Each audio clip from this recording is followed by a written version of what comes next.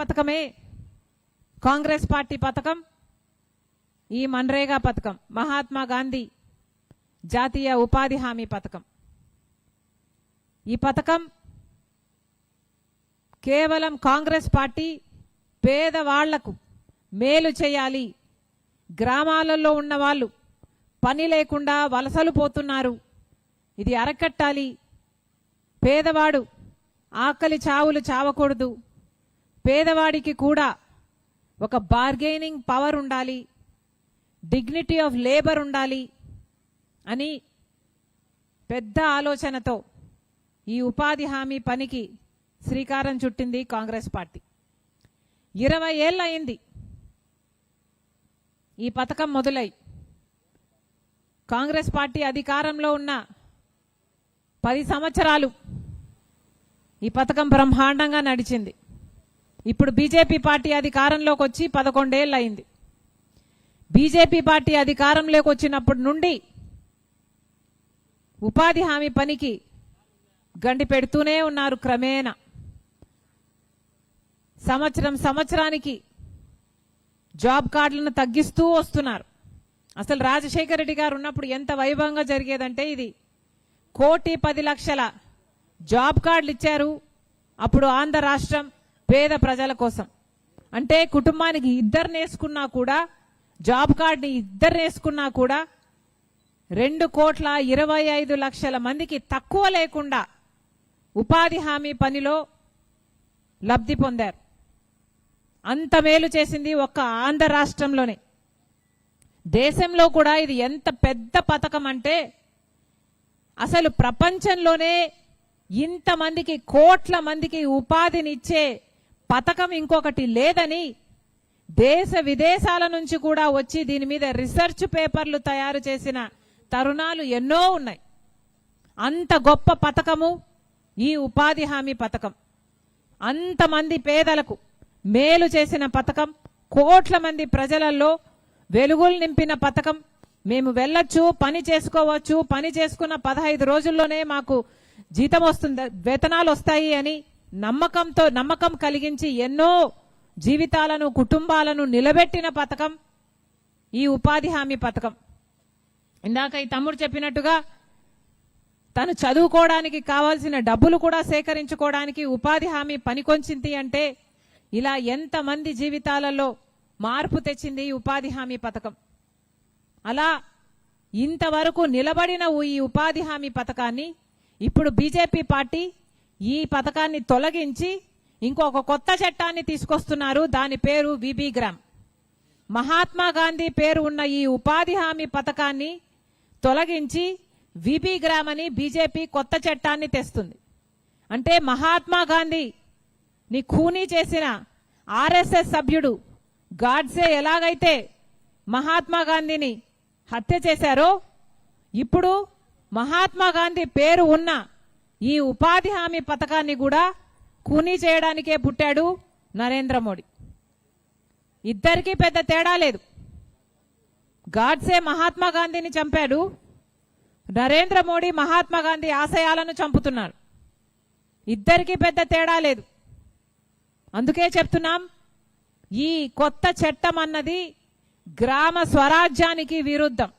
మహాత్మా గాంధీ పేరు దీనికి ఎందుకు పెట్టారు అంటే, గ్రామంలో కూడా పని కల్పించాలి, గ్రామానికి కూడా ఒక అర్హత ఇవ్వాలి, ఒక రైట్ ఇవ్వాలి, ఒక పవర్ ఇవ్వాలి, గ్రామాలలో ఏ పనులు కావాలో నిర్ణయించుకునే శక్తినివ్వాలి, ఆ పనులు ఉపాధి హామీ వల్ల చేసుకోగలగాలి అన్న సద్భావంతో మహాత్మా గాంధీ గారి పేరు ఈ పథకానికి పెడితే, మొట్టమొదట పాపం ఈ పథకానికి మహాత్మా గాంధీ పేరు తొలగించడం.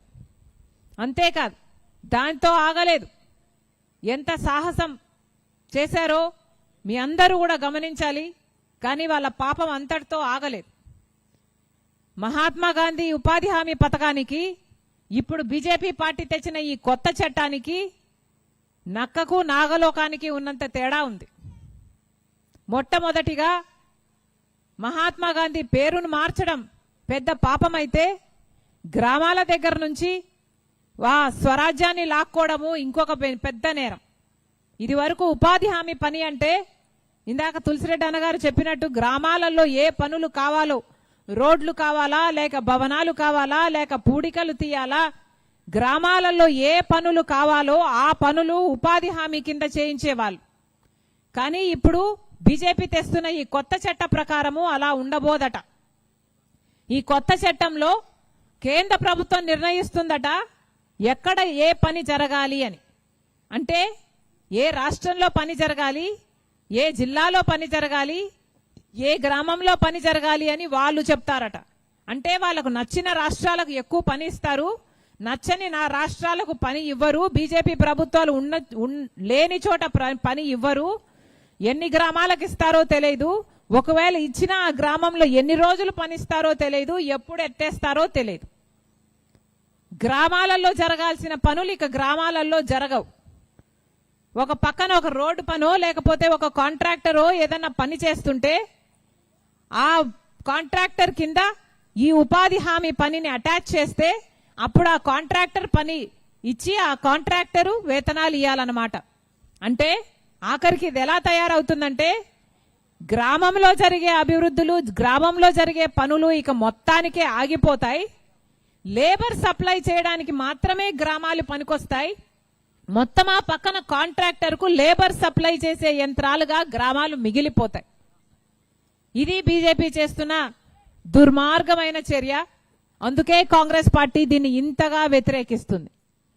అంతేకాదు, ఇది వరకు మహాత్మా గాంధీ మన్రేగా పథకంలో 6 గంటలో 5 గంటలో పని చేసేవాళ్ళు. ఇప్పుడు ఈ కొత్త చట్టంలోనట 12 గంటలు పని చేయాలట. చేతనవుతుందా 12 గంటలు పని చేయడానికి? ఆడవాళ్ళకు కాదు కదా, కనీసం మగవాళ్ళకు కూడా చేత కాదు.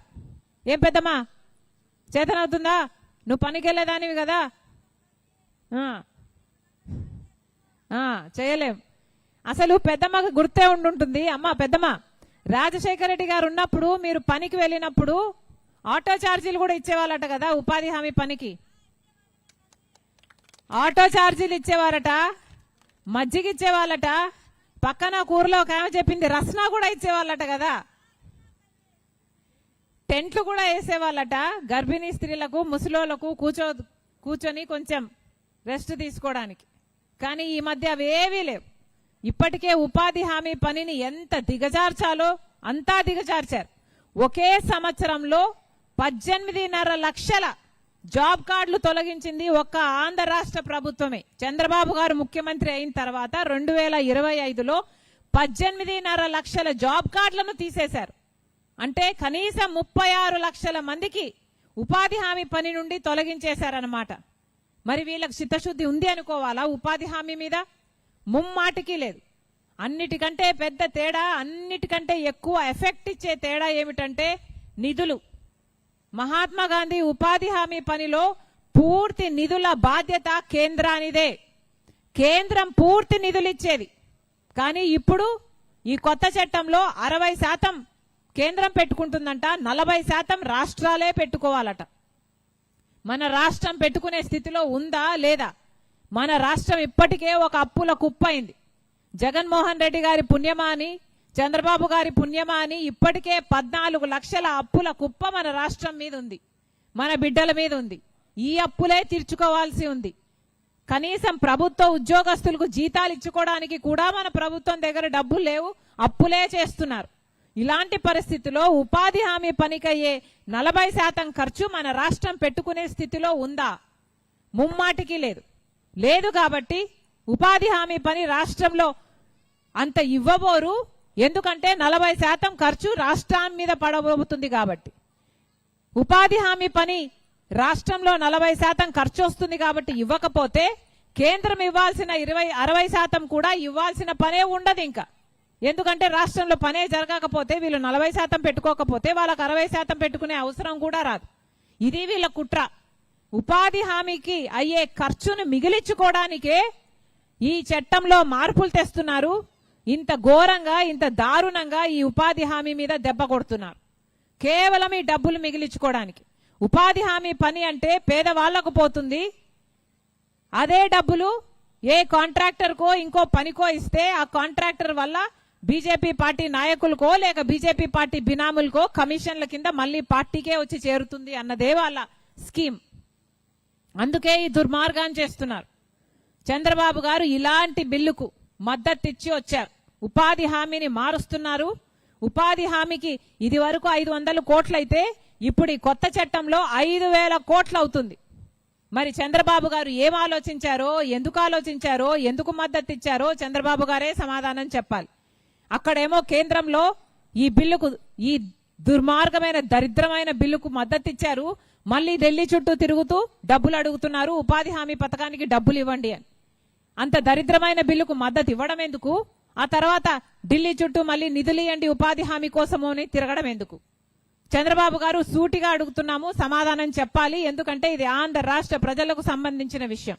ఉపాధి గ్రామాలలో తీసేస్తే ఇక ఉపాధి ఉండదు, పని ఉండదు. దానివల్ల వలసలు పెరుగుతాయి లేదా ఆకలి చావులు పెరుగుతాయి. ఇప్పటికే మన బిడ్డలకు ఉద్యోగాలు లేవు. డిగ్రీలు పీజీలు చదివిన బిడ్డలకు ఇప్పటికే ఉద్యోగాలు రావటం లేదు. ఇప్పటికీ కూడా డిగ్రీలు పీజీలు చదివిన మన బిడ్డలు అందరూ ఏ డ్రైవర్లుగానో ఏ గిగ్ వర్కర్లుగానో పనిచేస్తున్నారు. ఇక ఉపాధి హామీ పని మీద కూడా గండి కొడితే ఇక మరి ఎట్లా పని చేసుకోవాలి, ఎట్లా కూడు తినాలి, ఎట్లా కుటుంబాలు ఎట్లా సాకాలి? ఇవన్నీ కూడా చంద్రబాబు గారు సమాధానం చెప్పాల్సిన అవసరం ఉంది. జగన్మోహన్ రెడ్డి గారిని కూడా ప్రశ్నిస్తున్నాం. జగన్మోహన్ రెడ్డి గారు ఇది వరకు